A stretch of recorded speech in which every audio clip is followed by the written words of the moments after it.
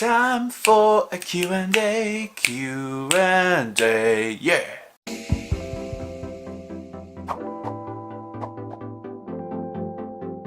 Well, hello indie people, how you guys doing? Now today I am back with a Q&A. After the last Q&A I did, I thought it went really well and I wanted to do another one, and I want to make it a little series here on the channel for you guys to ask me literally anything. It could be about autism, specific autism topics that I haven't covered in a video. If you have a question for me, just leave it in the comments down below and I'll make sure to save it for a future video. So the first question is, favourite thing about me? Now this was given to me by my friend Connor, who is a lovely human being. I'm going to answer my favourite thing about him actually, then I'm going to go into my favourite thing about myself because I love myself.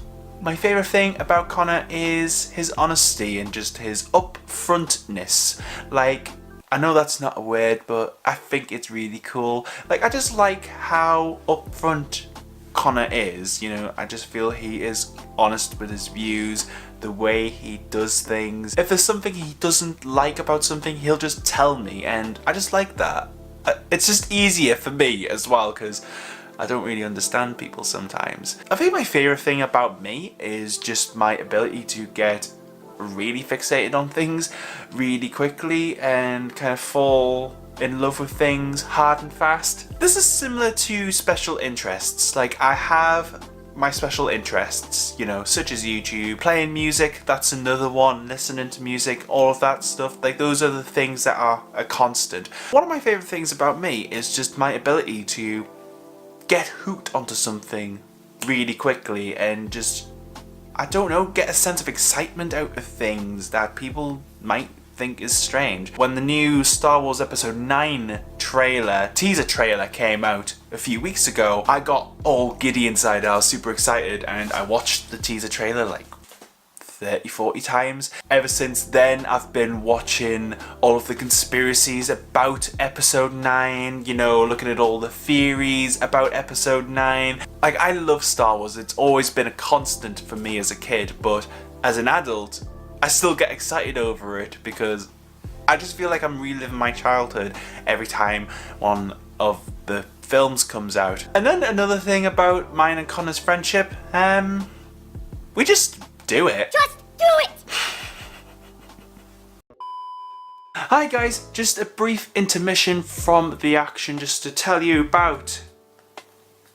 not tell you about the box, but it's so cool! Sorry, I'm getting so distracted. I'm here to tell you about CHEWIGEM and their little promotional thing that they've got on at this very moment in time. Now down below in the description box I've left a link for the Flip bangle, where at the moment you can get free Flip bangles for the price of one CHEWIGEM credit. The bangle is great because it's not only just a chewable aid, it is also a tactile aid where you can just fidget around with it and flip it. It is incredibly satisfying, I must be honest, so all of the details will be down below. But if products aren't necessarily your thing and you want something a little bit more community based and you want that interaction, then don't worry, I have you covered. CHEWIGEM have a great community over on Facebook through the sensory support group, which I'm a part of. It is a great community to be a part of. It really is. Like I say, I'm a part of the group. It is absolutely amazing. I've asked for advice for personal related things and everyone on there has always been great with me. And you can join the sensory support group for free with CHEWIGEM's free community membership, which I'll leave down below for you to have a look in case you are interested. But just to say guys, these are my affiliate links, and basically if you use any of the links with a tick and purchase something, whether it is the free community membership or a paid CHEWIGEM product from the CHEWIGEM website, then I get a commission from that sale. But it is at no cost to you and it helps the channel in a small way as well. So like I say, if you're interested in anything I've said, links are down below. Let's get back to the Q&A. Does everyone on the spectrum follow a strict daily routine? Not everyone does. Some people need to have a strict daily routine in order to be able to function. Like, some people might have a timetable every single day of what they're doing at specific times. Some people might have that just so they know what they're doing. Some people will need that in order to understand what they're doing, what to expect. And really, it's a coping mechanism, you know. Having a strictly planned routine is a way for an autistic person to cope with everyday things. But what I will say is, not every single autistic person needs or wants a strict routine. I mean, I know some people who are on the spectrum who are quite spontaneous. You know, they'll just don't have a plan. They'll just go off into the wilderness. They just don't have a plan, which it kind of scares me, not having a plan. I like personally having a semi-constructed plan of what I am doing, just so I know where I'm going, what to expect, what I should actually wear so I know I'm comfortable and stuff, what I should take with me so I know that I'm not taking too much but I'm not taking too little. It's different from person to person, and some people have different reasons for needing or wanting a routine, but yeah, not every single autistic person needs to have a strict routine. Do you have friends of your own age? If so, how did those friendships happen? That's an interesting question because I don't really know.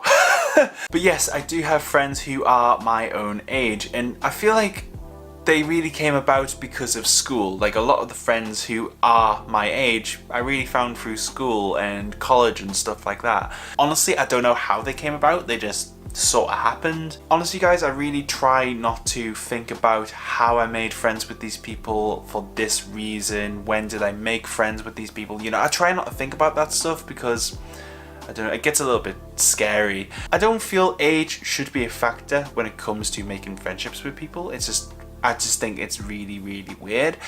If you're having fun with someone who has a similar mindset to you, the same kind of mentality, and you're just having fun, that should matter more than what a person's age is. Like, that's just how I think. Anyway, why is there disdain for Autism Speaks? Well, it's April when this is going out, so I guess I should really answer the question. Well, Autism Speaks, if you don't know, are an American-based company who are into pro-cure. Like, they are looking for cures and like researching into autism instead of actually helping autistic people. That's kind of the general gist of it. And the reason there is such disdain and kind of hatred really about Autism Speaks is just because autistic people don't want to be cured.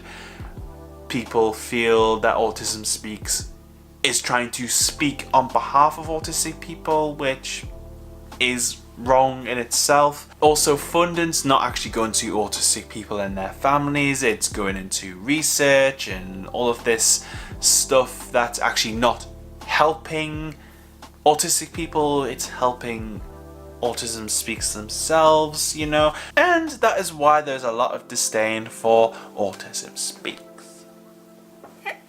Do you ever feel younger than your actual age because of autism? Yes, I've always felt younger in myself compared to my actual age, and I don't know why this is the case, and I know for a few autistic people they feel the exact same way. I think some of it has to do with not really thinking about societal norms and what is age appropriate or socially acceptable. Like, for example, my fiance has bought me toy llamas, like cute cuddly toy llamas. I'll leave them on there for you guys to have a look at.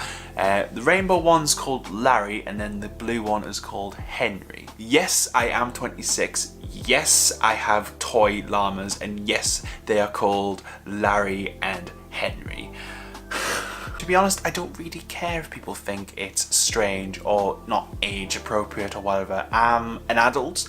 I can make my own decisions.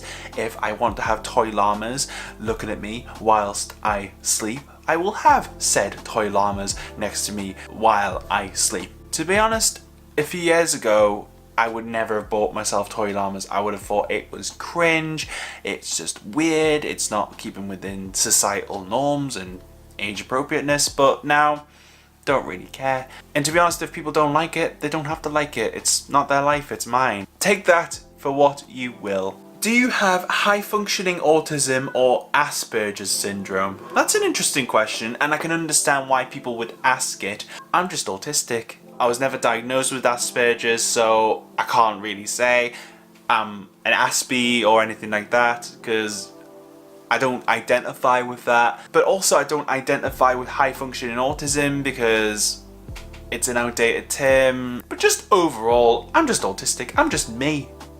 And that's the way I like things to be, so. And I think that's a lovely way to end the Q&A. But if you do have any questions for me, autism related, or just asking me as a human being with a potato face, let me know down below what your question is.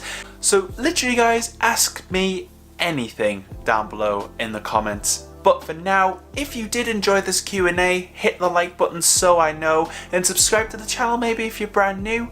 Stay you, stay indie, have a great day guys, and I'll see you all very soon.